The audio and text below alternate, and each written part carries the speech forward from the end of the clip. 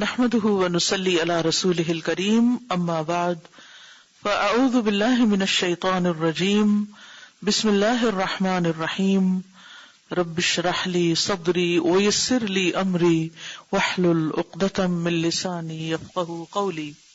توبہ کی قبولیت کی علامتیں۔ کچھ علامتیں ہیں جو دلالت کرتی ہیں، جو رہنمائی کرتی ہیں توبہ کے درست ہونے پر اور اس کی قبولیت پر۔ یعنی کچھ علامتیں ایسی ہیں جو توبہ کے صحیح اور قبول ہونے کے بارے میں ہمیں رہنمائی دیتی ہیں کہ واقعی کسی شخص کی توبہ قبول ہو چکی ہے، اور وہ چیز ہے جس سے مانوس ہوتا ہے توبہ کرنے والا اور اس پر خوش ہوتا ہے۔ یعنی ان علامات کو دیکھ کر توبہ کرنے والا سکون محسوس کرتا ہے، انس محسوس کرتا ہے، خوشی محسوس کرتا ہے، کیونکہ وہ ان کے واقع ہونے سے جانتا ہے کہ وہ صحیح راستے پر جا رہا ہے۔ یعنی جب کوئی شخص یہ علامات دیکھتا ہے تو وہ خوش ہوتا ہے کہ ہاں میں صحیح کام کر رہا ہوں، صحیح طور پر توبہ کر رہا ہوں اور میری توبہ قبول ہو رہی ہے۔ وہ راستہ جو پہنچاتا ہے یا پہنچانے والا ہے نجات تک اور کامیابی تک قیامت کے دن۔ اور ان علامتوں میں سے نمبر 1 کہ ہو جاتا ہے بندہ توبہ کے بعد بہتر، زیادہ اچھا اس سے جو اس سے پہلے ہوتا ہے۔ یعنی بندے کے حالت میں، اس کی عبادت میں، اس کے اخلاق میں، اس کے کاموں میں بہتری آ جاتی ہے، اس کی زندگی میں امپروومنٹ ہوتی ہے، اس کا وقت اب نیکیوں میں گزرتا ہے۔ اور ہر انسان اس بات کو اپنے نفس میں، اپنے اندر، اپنی ذات میں محسوس کرتا ہے۔ یعنی یہ خوشی انسان خود ہی اپنے اندر محسوس کر سکتا ہے۔ پھر اگر وہ توبہ کے بعد توجہ کرنے والا ہو اللہ کی طرف، عالی ہمت ہو، یعنی اس کی ہمت بڑھ چکی ہو، عزم پختہ ہو چکا ہو، اس کی ڈٹرمینیشن میں اضافہ ہو چکا ہو، تو یہ چیز دلالت کرتی ہے اس کی توبہ کی سچائی پر، اس کے درست ہونے پر اور اس کے قبول ہونے پر۔ یعنی توبہ کرنے کے بعد انسان کے دل کی کیفیت بدلتی ہے، اس کے اندر نیکی کرنے کا شوق پیدا ہو جاتا ہے اور اس کی ہمت بڑھ جاتی ہے۔ پہلے وہ سوچتا ہے کہ میں تو یہ کام کر ہی نہیں سکتا کیونکہ میں تو ایک گناہگار انسان ہوں، یہ کام تو نیک لوگ کرتے ہیں اور بڑے بڑے لوگ کرتے ہیں، میں کیسے کر سکتا ہوں۔ لیکن جب وہ گناہوں سے توبہ کر لیتا ہے تو اس کے اندر ایک خاص قسم کی نیکی کرنے کی قوت آ جاتی ہے، اور پھر اس کا ڈٹرمینیشن اور اس کا ارادہ بھی بڑا پکا ہو جاتا ہے۔ یعنی وہ ڈاواں ڈول نہیں رہتا کیونکہ وہ اپنی چوائس سے ایک نیا راستہ اختیار کرتا ہے۔ اسی لیے آپ دیکھتے ہیں کہ وہ لوگ جو شعوری طور پر مسلمان ہوتے ہیں، ایک تو نا بائی برتھ مسلمان، ایک وہ ہیں جو اپنی چوائس سے مسلمان ہوتے ہیں اور اپنی پچھلی زندگی کو خیر باد کہہ دیتے ہیں اور اسلام کا راستہ صحیح طور پر اختیار کرتے ہیں، تو ان کی ہمتیں اور ان کے ارادے اور ان کے کام عام مسلمانوں سے کہیں زیادہ بہتر ہوتے ہیں اگر وہ واقعی صحیح معنوں میں مسلمان ہو۔ اسی طرح اگر کوئی شخص لا علم تھا، جاہل تھا یا گناہوں کی زندگی بسر کر رہا تھا، لیکن جب اس کو احساس ہوا اور اس نے توبہ کر لی تو اس کے بعد کی زندگی زیادہ پروڈکٹیو ہو جاتی، زیادہ قوی ہو جاتی، فائدے کی ہو جاتی، اپنے لیے بھی اور دوسروں کے لیے بھی۔ نمبر 2 کہ مسلسل رہتا ہے، ہمیشہ رہتا ہے خوف اور اللہ تعالی کی نگرانی کا احساس اس کے ساتھ رہنے والا۔ یعنی اس کے دل میں اللہ کا خوف پیدا ہو جاتا ہے اور اس کے دل میں ہر وقت یہ خیال رہتا ہے کہ میرا رب مجھے دیکھ رہا ہے، اس کے دل میں رب کی یاد ہوتی ہے۔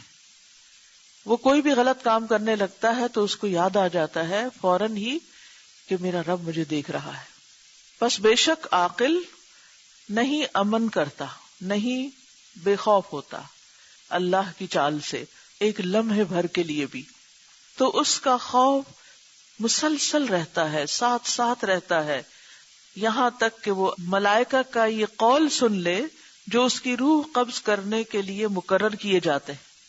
یعنی وہ انسان زندگی کے آخری لمحے تک اللہ سے ڈرتا رہتا ہے، اس کے اندر اللہ کا تقویٰ ہوتا ہے، وہ کسی وقت بھی بے خوف نہیں ہوتا، وہ یہ نہیں سوچتا کہ اب تو سب ٹھیک ہو چکا ہے، نہیں، وہ ڈرتا ہے کہ کہیں میری پکڑ نہ ہو جائے، کہیں میں پھر سلپ نہ کر جاؤں، کہیں میں پھر پلٹ نہ جاؤں. یعنی وہ اپنے آپ پر بھروسہ نہیں کرتا یا اوور کانفیڈنٹ نہیں ہوتا کہ میں تو نیک ہوں اور مجھے کوئی چیز پھسلا نہیں سکتی، بھٹکا نہیں سکتی. جو شخص جتنا سچا مومن ہوتا ہے اتنی ہی فکر مندی کے ساتھ یہ دعا کرتا ہے، یا مقلب القلوب ثبت قلبی علی دینک، کہ اللہ میرے دل کو اپنے دین پر جما کے رکھ. تو فرشتوں کا قول، فرشتوں کی بات جو اس کی جان نکالنے کے لیے آتے ہیں، کیا ہوتا ہے؟ اللہ تخافوا ولا تحزنوا وابشروا بالجنۃ التی کنتم توعدون. نہ تم ڈرو اور نہ غم کرو اور خوش ہو جاؤ اس جنت کے لیے جس کا تم وعدہ دیے جاتے تھے، جس کا وعدہ تم سے دنیا میں کیا گیا. یہ جملہ جب وہ سنتا ہے تو وہ خوش ہو جاتا ہے. سورۃ حامیم سجدہ کی آیات سب نے پڑھ رکھی ہیں. ان الذین قالوا ربنا اللہ ثم استقاموا، بے شک وہ لوگ جو کہیں کہ اللہ ہمارا رب ہے پھر اس پر استقامت اختیار کریں، جم جائیں، ثابت قدمی اختیار کریں. ان کے لیے کیا خوشخبری ہے؟ تتنزل علیہم الملائکۃ، فرشتے ان پر اترتے ہیں. اور خاص طور پر موت کے وقت جان لینے کے لیے جو فرشتے آتے ہیں وہ آ کر کیا کہتے ہیں؟ اللہ تخافوا، مت ڈرو. ساری زندگی تم نے ڈرتے ڈرتے گزاری، اب ڈر ختم ہے، اب ڈرنے کی ضرورت نہیں. ولا تحزنوا، غم بھی نہ کرو دنیا چھوڑنے کا یا کسی بھی چیز کے جانے کا، کیونکہ جو تمہاری زندگی کا مقصد تھا، جو تمہاری مرضی تھی، جو تمہاری چاہت تھی، آج وہ پوری ہو جائے گی. کیا؟ کہ تمہارا رب تم سے راضی ہے. راضیۃ مرضیہ جیسے دوسری آیت میں آتا ہے. اور وہ ابشروا بالجنت، اور وہیں اس کو جنت کی خوشخبری مل جاتی. تو انسان جب جنت کی خوشخبری پاتا ہے تو وہ خوش ہو جاتا ہے. اسی لیے آپ نے دیکھا ہوگا کہ بعض فوت ہونے والوں کے چہروں پر ایک خاص طرح کی مسکراہٹ ہوتی. یہ کہاں سے آتی ہے یہ مسکراہٹ؟ مرتے وقت تو انسان بڑی تکلیف میں ہوتا ہے، تو تکلیف کی تو ایک خاص کیفیت چہرے پر آ جاتی ہے. لیکن ایسے لوگ کیوں خوش ہوتے ہیں، کیوں مطمئن ہوتے ہیں، کیوں پرسکون ہوتے ہیں؟ کیونکہ انہیں یہ خوشخبری مل رہی ہوتی ہے اور ان کا خوف دور ہو جاتا ہے. اللہم اجعلنا منہم. کیونکہ ہم میں سے ہر شخص جتنا جتنا دین کو پڑھتا جاتا ہے، قرآن پڑھتا جاتا ہے، تو اس کے دل کے اندر یہ خوف آتا جاتا ہے کہ کہیں میں کچھ غلط نہ کر دوں، کہیں میری آخرت خراب نہ ہو جائے، کہیں میری کسی بات پہ پکڑ نہ ہو جائے. لیکن جس وقت زندگی ختم ہو جاتی ہے اور ایمان پر خاتمہ ہو جاتا ہے، لا الہ الا اللہ پر خاتمہ ہوتا ہے، تو وہیں سے انسان کے سارے غم، دکھ، درد، تکلیفیں ختم ہو جاتی ہیں، کیونکہ وہ کامیاب ہو کر دنیا سے لوٹ رہا ہے. وہاں اس کا خوف بھی چلا جاتا ہے، زائل ہو جاتا ہے، اور اس کا قلق اور بے چینی اور تکلیف وہ بھی ختم ہو جاتی ہے. ابو بکر صدیق رضی اللہ عنہ کہتے ہیں، اگر میرے 2 قدموں میں سے ایک جنت میں بھی داخل ہو جائے تو بھی میں اللہ کے مکر یا چال تدبیر سے بے خوف نہیں، کہ کہیں ایسا نہ ہو کہ میں واپس بلا لیا جاؤں جب تک پوری طرح اندر نہ ہو جاؤں. اب ابو بکر صدیق کا خوف عام انسانوں کے خوف سے زیادہ ہے، اس لیے وہ ابھی بھی امن میں نہیں، حتیٰ کہ جنت کے اندر پورے نہ چلے جائیں. تو جتنا جتنا جس کا ایمان ہوتا ہے اتنا ہی اس کا خوف زیادہ ہوتا ہے، اتنا ہی اس کا تقوی زیادہ ہوتا ہے. وَلَعَلَّ هَذَا اسْتِعْشَارٌ لِقَوْلِ النَّبِيِّ صلی اللہ علیہ وسلم القلوب بین اصبعین من اصابع الرحمن یقلبها کیف یشاء. اور شاید یہ محسوس کرنا، یعنی اس بات کا اتنا زیادہ خوف ہونا کہ میرا کیا بنے گا، یہ نبی صلی اللہ علیہ وسلم کے اس قول کی وجہ سے ہے، اس حدیث کی وجہ سے ہے. کیا؟ کہ القلوب، دل، بین اصبعین، 2 انگلیوں کے درمیان ہوتے ہیں، من اصابع الرحمن، رحمان کی انگلیوں کے، یقلبها کیف یشاء، وہ انہیں الٹ پلٹ کرتا رہتا ہے جیسے وہ چاہتا ہے. تو اللہ سبحانہ وتعالی بندوں کے حالات جانتا ہے. ہم اگر دین پر ہیں یا ہمیں اس سے محبت ہے یا ہم اس راستے کو اپنائے ہوئے، تو یہ بھی اللہ کا فضل ہے، کرم ہے، عنایت ہے. اور جس انسان کو جتنا زیادہ اس نعمت کا احساس ہوتا ہے کہ اللہ کی نعمت ہے جو مجھے ملی ہے، اللہ کی پہچان، اللہ کے دین کا راستہ، وہ اتنا زیادہ اس پر شکر گزار ہوتا ہے، خوش ہوتا ہے. اور جتنا زیادہ کسی نعمت پر انسان خوش اور شکر گزار ہوتا ہے اتنا ہی ساتھ ڈر آ جاتا ہے. یاد رکھیے کہ نعمت پر خوشی کے برابر ڈر بھی ہوتا ہے کہ کہیں یہ نعمت چھن نہ جائے، یہ نعمت چلی نہ جائے، کہیں اللہ تعالیٰ کی یہ محبت میرے دل سے کم نہ ہو جائے. کیونکہ یہ ڈر کہ یہ نعمت ہے میرے لیے، کیونکہ ہر نعمت کے ساتھ ایک ڈر ہوتا ہے. انسان جس بھی چیز سے محبت کرتا ہے اس کے ساتھ ایک پین بھی ہوتی ہے اور ایک خوف بھی ہوتا ہے کہ یہ میری محبوب چیز مجھ سے چھن نہ جائے، کہیں میرے ہاتھ سے چلی نہ جائے.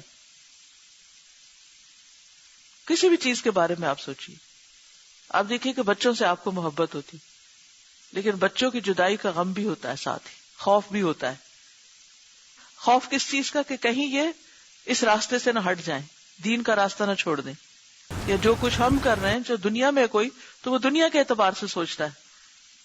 تو اسی طرح جس شخص کو دین کی نعمت مل جاتی، قرآن کی دولت مل جاتی، اور پھر جنت کی فکر اور شوق اس کو لگ جاتا ہے، اس کے اندر بھی یہ فکر ہوتی ہے کہ کہیں یہ نعمتیں مجھ سے، یہ دل کا یہ احساس اور یہ خوشی اور یہ سکون مجھ سے چھن نہ جائے، اور کہیں میرا دل نہ بدل جائے. کیونکہ دل تو بدلتا رہتا ہے، انسان کی چوائسز بھی بدلتی رہتی ہیں. دنیا کے معاملے میں آپ دیکھیں کہ کتنی چیزیں ایسی ہیں کہ کبھی آپ کو بہت پسند ہوتی تھی اور اب وہ آپ کے لیے بہت نارمل ہے. کبھی اس چیز کے لیے آپ تڑپتے تھے، روتے تھے، اور اب وہی چیز آپ کے لیے کوئی معنی نہیں رکھتی. تو دنیا کی چیزوں کے بارے میں بھی ہماری محبتیں، چاہتیں، ہماری ڈیزائرز، ہماری جو ایک پیشن ہوتا ہے وہ تبدیل ہوتا رہتا ہے، کیونکہ دل کی حالت بدلتی ہے، چیزوں کی ویلیو بدل جاتی ہے. دین کے معاملے میں بھی یہ ڈر انسان کو رہتا ہے کہ کہیں میرا دل نہ بدل جائے. اور وہ کب بدلتا ہے؟ جب کمپنی تبدیل ہوتی، جب مواقع نہیں رہتے انسان کے پاس. یاد رکھیے کہ دنیا کی ہر چیز آؤٹ ڈیٹڈ ہو جاتی، ہمارا دین آؤٹ ڈیٹڈ نہیں ہوتا، اس لیے اس سے محبت کم نہیں ہونی چاہیے. انسانوں کی محبت میں اونچ نیچ ہوتی رہتی ہے کیونکہ انسان بدلتے رہتے ہیں. اللہ سبحانہ تعالیٰ کی ہستی میں کوئی تبدیلی نہیں، اس قرآن میں کوئی چینج نہیں، یہ وہی قرآن ہے. محمد رسول اللہ صلی اللہ علیہ وسلم وہی ہیں، وہی ان کے اخلاق ہیں جس کے ساتھ وہ دنیا سے گئے. لہٰذا یہ دین اتنی بڑی نعمت ہے کہ یہ چینج نہیں ہوگا. یہ الگ بات ہے کہ اگر ہمارا اسے تعلق نہیں تو پھر ہمارے اندر تبدیلی آ سکتی. تو ایک تو اس چیز کے ساتھ ہمیں اپنے بارے میں سوچنا چاہیے کہ اگر ہم واقعی چاہتے ہیں کہ ہماری توبہ قبول ہو اور ہم حق کے راستے پر رہیں تو پھر قرآن سے، اللہ کے ذکر کی مجلسوں سے، اللہ والوں سے، دین سے جڑ کے رہیں، تھامے رکھیں ان چیزوں کو. تو پھر انسان کا خوف ذرا کم ہوتا ہے. جیسے آپ دیکھیں اکیلے آپ کہیں پر بھی ہوں تو آپ کو ڈر ہوتا ہے، لیکن آپ ایک گروپ کے اندر ہوتے ہیں چاہے دنیا کے کسی کام میں، تو آپ کو ایک سپورٹ ہوتی ہے، ایک سیکیورٹی کی فیلنگ ہوتی ہے. اسی گھر، اسی بلڈنگ میں آپ اکیلے ہوتے ہیں تو آپ کی فیلنگ اور ہوتی ہے، جب بہت سارے لوگ ہوتے ہیں تو فیلنگ اور ہوتی ہے. اسی جگہ کو آپ لے لیں، اگر رات کے 12 بجے آپ کو یہاں اکیلے بیٹھنا پڑے تو دل کی حالت، وحشت کی حالت کیا ہوگی. تو بالکل اسی طرح جب ہم دین کی مجلسوں کو، ان رونقوں کو، ان روشنیوں کو چھوڑ دیتے تو اندھیروں میں چلے جاتے، اور ان اندھیروں میں بعض اوقات آئسولیشن میں بھی چلے جاتے.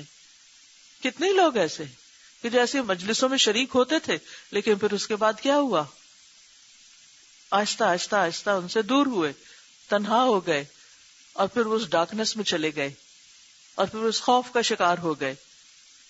وہ اللہ سے دوری کا خوف اور آخرت کا بھی فکر تو آتا ہی ہے بندے کو. جس کو ایک دفعہ آخرت کا پتہ چل جائے وہ ٹوٹلی بے خوف تو نہیں ہو سکتا، لیکن اپنے آپ کو ہیلپ لیس اور انسیکیور بھی محسوس کرتا ہے اس کے ساتھ ساتھ. تو اس لیے بہت ضروری ہے کہ انسان اگر توبہ کرتا ہے، ایک نئی زندگی اختیار کرتا ہے، تو اس میں اس کے لیے لائف سپورٹ بھی ہونی چاہیے تاکہ اس کی روح اور اس کا دل مر نہ جائے. سبحانک اللہم و بحمدک، اشہد ان لا الہ الا انت، استغفرک و اتوب الیک. السلام علیکم و رحمۃ اللہ وبرکاتہ.